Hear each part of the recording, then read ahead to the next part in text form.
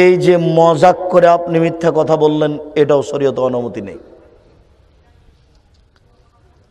রাসূল সাল্লাল্লাহু আলাইহি ওয়াসাল্লাম বলেন, আমি জিম্মেদার ওই ব্যক্তিকে জান্নাতে নিয়ে যাব যে ব্যক্তি মিথ্যা পরিহার করবে, মজাক করে হলেও আমি তাকে জান্নাতে নিয়ে যাওয়ার জন্য জিম্মেদার।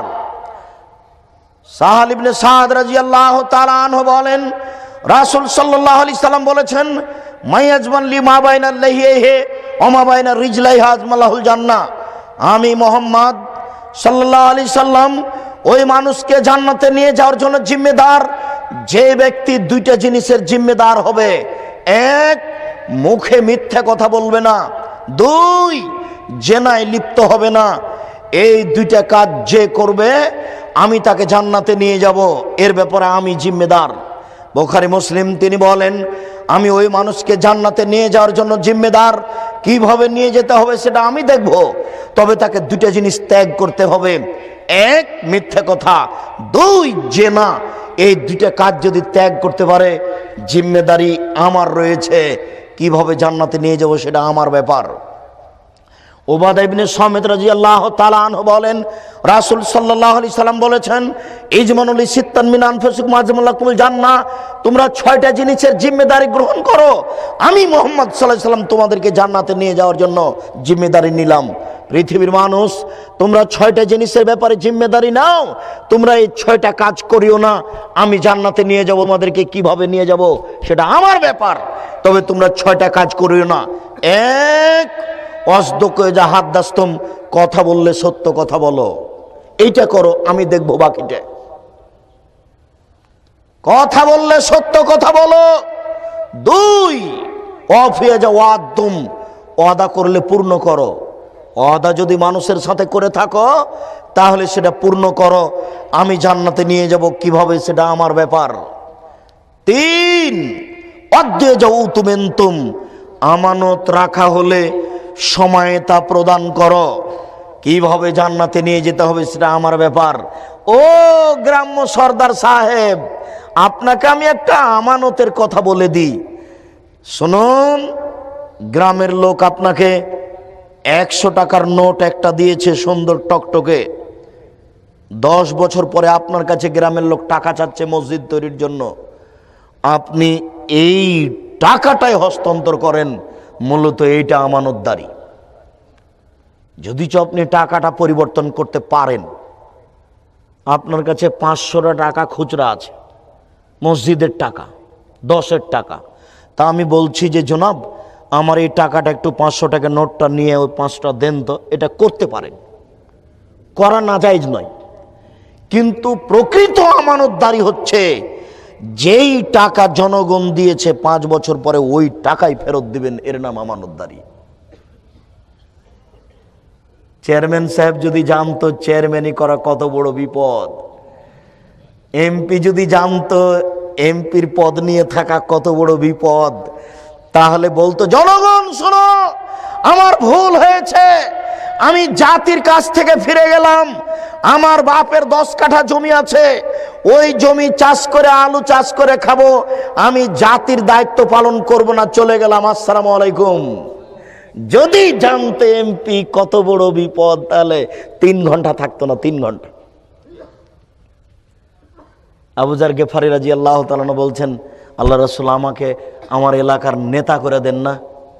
তখন আল্লাহ রাসূল হেসে এটা বলছেন, বলো কি তুমি আবু যার, তুমি তো দুর্বল, নেতৃত্ব হচ্ছে আমানত। আরে তুমি কেন এখানে, তুমি কেন এই কথা বলছো? নেতৃত্ব দিবে উমার।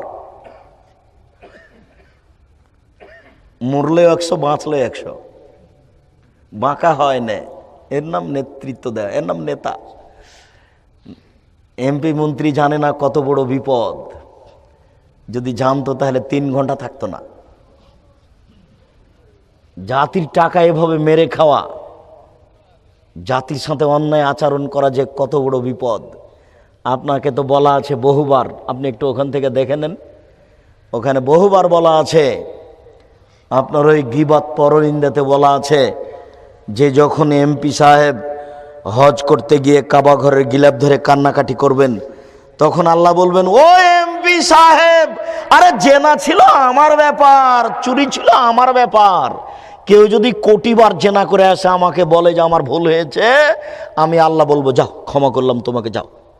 কিন্তু এমপি সাহেব টাকা যে আমার নয় গো, টাকা যে জনগণের। টাকা জনগণকে ফেরত দাও, টাকা আমার নয় তো। আল্লাহ যদি বিচারের মাঠে আল্লাহ যদি আপনাকে ক্ষমা করে দেন, আল্লাহ হবেন অত্যাচারী। আল্লাহ যদি আপনাকে ক্ষমা করে দেন, আল্লাহ হবেন অত্যাচারী। আল্লাহ বলেছেন ইন্নী হারামতু যুলমা আলাইয়া, আমি আল্লাহ আমার উপরে অত্যাচার হারাম করেছি। আমি আল্লাহ আমার উপরে অত্যাচার হারাম করেছি। আমি আল্লাহ আমার উপরে অত্যাচার করব না। চেয়ারম্যান সাহেব, আমি জনগণের টাকা ক্ষমা করব না। এই ছেলে, তোমার বাপকে একটু দেখাও গো, www আব্দুর রাজ্জাক বিন ইউসুফ জুমার খুতবা, গত জুমার অত্যাচার জুলুম, ওটা একটু দেখে নাও। www আব্দুর রাজ্জাক বিন ইউসুফ জুমার খুতবা, খুতবার আলোচনা হচ্ছে অত্যাচার, জুলুম, নির্যাতন, অত্যাচার, জুলুম, নির্যাতন। এই বিষয়ের উপর একটা বিস্তারিত বিবরণ দেওয়া আছে 50-60 মিনিটের। সম্মানিত উপস্থিতি, আমি বলছিলাম আমানত কত বড় জিনিস। হেডমাস্টার ওটা বুঝেন না, প্রিন্সিপাল হেড মাওলানা এটা বুঝে না। জনগণের 10টা টাকা পকেটে আসাতেই চট করে চায়ের স্টলে বসে চা খাওয়ার পরে ওই টাকাটাই দিয়েছে। যে টাকাটা একটু আগে ছেলেটা তার হাতে জমা দিয়েছে, হেড মাওলানা বুঝতে পারছেন না আমানতদারি কত বড় কঠিন।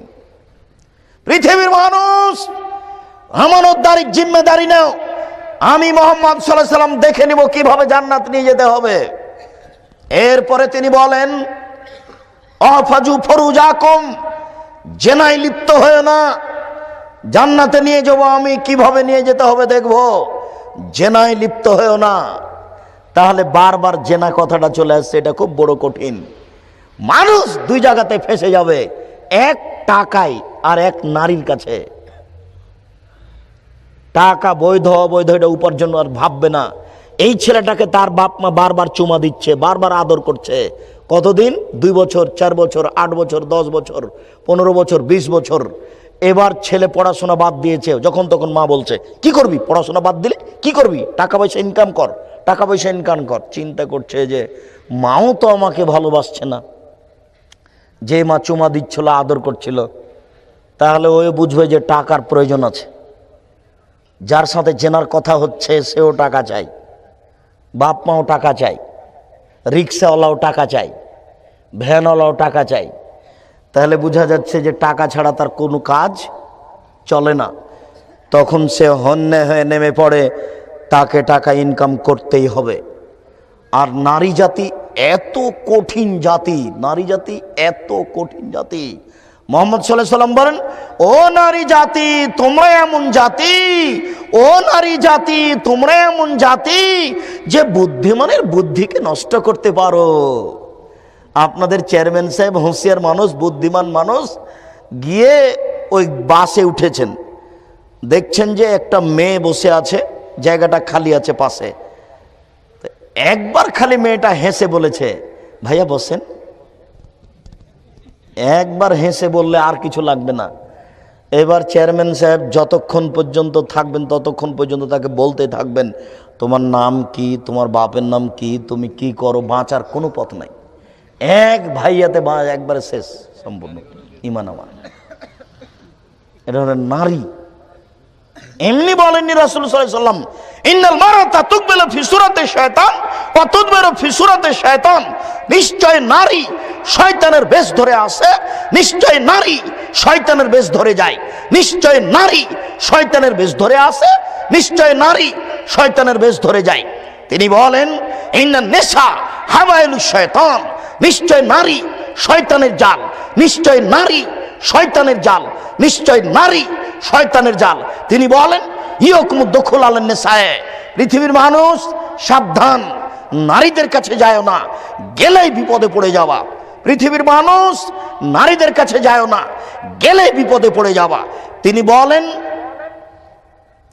ইয়াকুমুল মুগিবাত, সাবধান, যেই মহিলার স্বামী নেই ওই বাড়িতে যায় না, গেলেই বিপদে পড়ে যাওয়া। পৃথিবীর মানুষ সাবধান, যেই মহিলার স্বামী নেই ওই বাড়িতে যায়ও না, গেলেই তুমি বিপদে পড়ে যাবা। তিনি বলেন লা তাখলুনা বিরাজালিন ইল্লা কানা সালিসু শায়তান, লা তাখলুনা রাজুলুন বিইমরাতিন, কোন নারী যেন কোন পুরুষের সাথে নির্জনে একত্রিত না হয়, কোন পুরুষ যেন কোন নারীর সাথে নির্জনে একত্রিত না হয়। নির্জনে একত্রিত হলেই তৃতীয় জন হবে শয়তান, খুব সাবধান।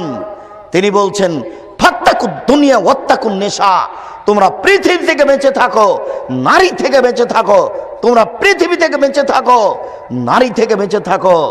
নারী বিপজ্জনক বস্তু, পুরুষের জন্য দুইটা বিপজ্জনক বস্তু, এক টাকা, দুই নারী। মানুষ এখানেই বিপদে পড়েছে, তা বুঝতে চায় না।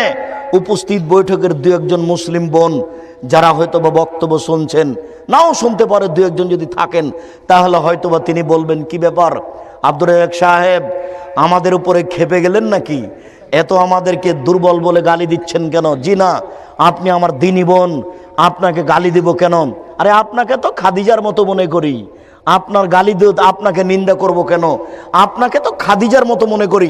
দেখেন দেখেন দেখেন, একটু আপনি একটু দেখেন, জিবরাইল আলাইহিস সালাম আমাদের নবীকে বলছেন, জিবরাইল আলাইহিস সালাম আমাদের নবীকে বলছেন, মোহাম্মদ ওই যে দেখেন খাদিজা আতাত বেকাবিন ফিহি দাম, ও একটা বাটি নিয়ে আসছে, মোহাম্মদ